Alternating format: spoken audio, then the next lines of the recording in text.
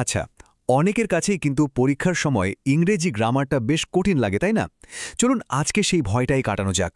আমরা শুরু করব একেবারে ভিত্তি থেকে, নাউন দিয়ে। এটা ঠিকঠাক বুঝতে পারলে বাক্য গঠন কিন্তু অনেক সহজ হয়ে যাবে। এক নজরে দেখে নিই আজ আমরা কি বিষয় কভার করছি। আমরা গ্রামারের ৮টি মূল ভিত্তি দিয়ে শুরু করব। তারপর নাউনের গভীরে যাব, এর কিছু জটিল রূপান্তর দেখব এবং শেষে একটা ছোট কুইজের মাধ্যমে সবটা ঝালিয়ে নেব। চলুন শুরু করা যাক। আচ্ছা, যে কোনো ইংরেজি বাক্য সেটা আসলে কয়েকটা ফাউন্ডেশনাল ব্লক দিয়ে তৈরি, ঠিক যেন লেগোর মতো। আর এই ব্লকগুলোকেই আমরা বলি পার্টস অফ স্পিচ। একটা বাক্যকে অর্থপূর্ণ করে তুলতে এদের ভূমিকা কিন্তু বিশাল। আসুন এদের সাথে পরিচিত হওয়া যাক। এই যে দেখুন, টেবিলটাতে পুরো ৮টা টুলসই দেওয়া আছে, কিন্তু এর মধ্যে সবচেয়ে একেবারে ফাউন্ডেশনাল যেটা সেটা হলো নাউন। কারণটা কি? কারণ প্রায় প্রত্যেকটা বাক্যই কিন্তু একটা না একটা নাউনকে ঘিরেই তৈরি হয়। আজ আমরা এর গভীরে যাব। চলুন তাহলে এবার নাউনকে আরেকটু কাছ থেকে দেখা যাক। এর বিভিন্ন প্রকারভেদ বোঝাটা কিন্তু পরীক্ষার জন্য খুবই জরুরি, কারণ প্রশ্ন প্রায়ই এখান থেকেই আসে। নাউনকে কিন্তু আমরা মোটা দাগে দুটো ভাগে ভাগ করতে পারি। একটা হলো কংক্রিট, মানে যা আমরা আমাদের 5টা ইন্দ্রিয় দিয়ে অনুভব করতে পারি, দেখতে, ছুঁতে পারি। আর অন্যটা হলো অ্যাবস্ট্র্যাক্ট, যেটা আসলে একটা ধারণা বা গুণ। আর এই দুটো প্রধান ভাগের নিচেই কিন্তু বাকি 5টা প্রকার চলে আসে। এবার একটা খুব ইন্টারেস্টিং আর জরুরি বিষয়ে আসি। এটা পরীক্ষায় প্রায় আসে আর অনেকেই ভুল করে। কালেকটিভ নাউন আর নাউন অফ মাল্টিটিউড দুটোই শুনতে একরকম লাগলেও এদের ভার্বের ব্যবহারে কিন্তু আকাশ পাতাল তফাত। যখন পুরো দলটাকে একটা ইউনিট হিসেবে ভাবা হচ্ছে, যেমন দি আর্মি ওয়াজ ডিফিটেড, তখন ভার্ব হচ্ছে সিঙ্গুলার।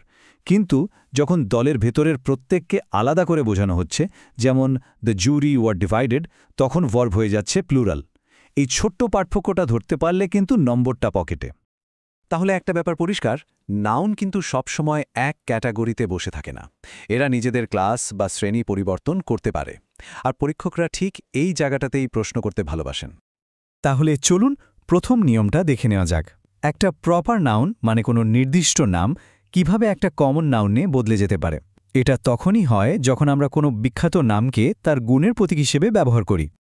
এই উদাহরণটা দেখুন, Valmiki is the Homer of India. এখানে হোমার বলতে কিন্তু নির্দিষ্ট কোনো ব্যক্তিকে বোঝানো হচ্ছে না। এখানে হোমার মানে হল হোমারের মতো একজন মহান কবি। মানে হোমারের গুণটাকে এখানে ব্যবহার করা হচ্ছে। আর ঠিক তখনই এটা কমন নাউন হয়ে গেল। এবার আসি পরের নিয়মে। দেখা যাক কিভাবে একটা গুণ বা অনুভূতি, অর্থাৎ একটা অ্যাবস্ট্র্যাক্ট নাউন, একটা জলজান্ত বস্তু বা ব্যক্তিতে রূপান্তরিত হতে পারে। এখানে শি ইজ আ বিউটি বাক্যটা খেয়াল করুন। বিউটি মানে তো সৌন্দর্য, একটা গুণ। কিন্তু এখানে আ বিউটি বলতে একজন সুন্দরী মহিলাকে বোঝানো হচ্ছে। এই যে একটা গুণ থেকে গুণ সম্পন্ন বস্তুকে বোঝানো হলো, এই ব্যবহারটাকেই বলে অ্যাবস্ট্র্যাক্ট ফর কনক্রিট। গ্রামারের আরও একটা খুব ফাউন্ডেশনাল বিষয় হল কোন জিনিস গোনা যায় আর কোনটা যায় না। এই পার্থক্যটা বুঝতে পারলেই কিন্তু আর্টিকেল আর প্লুরাল ব্যবহারের অর্ধেক সমস্যা মিটে যায়। নিয়মটা কিন্তু খুবই সহজ। যে নাউনগুলোকে আমরা গুনতে পারি সেগুলোর প্লুরাল ফর্ম হয়, যেমন বয় থেকে বয়েজ, আর এদের আগে এ, অ্যান বা মেনি, ফিউ এসব বসে। অন্যদিকে যেগুলোকে গোনা যায় না, যেমন ওয়াটার বা মানি, সেগুলোর কোনো প্লুরাল ফর্ম হয় না। আর তাদের পরিমাণ বোঝাতে আমরা মাচ বা লিটল ব্যবহার করি। খুবই সিম্পল, তাই না? এবার এমন কিছু নাউনের কথা বলি যারা গিরগিটির মতো রং বদলায়। মানে প্রেক্ষাপট অনুযায়ী এরা কখনো কাউন্টেবল আবার কখনো আনকাউন্টেবল হয়ে যায়। যেমন ধরুন পেপার।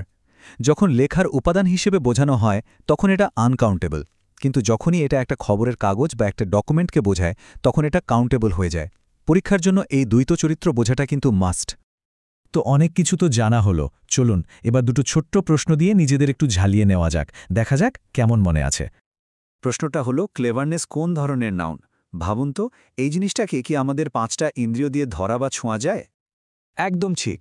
যেহেতু ক্লেভারনেস বা চতুরতা একটা গুণ যা দেখা বা স্পর্শ করা যায় না, তাই এটা একটা অ্যাবস্ট্র্যাক্ট নাউন। পরের প্রশ্ন, he is the Milton of India. এখানে মিল্টন কোন ধরনের নাউন? একটু আগেই কিন্তু আমরা এই ধরনের রূপান্তরের নিয়মটা নিয়ে কথা বলেছি।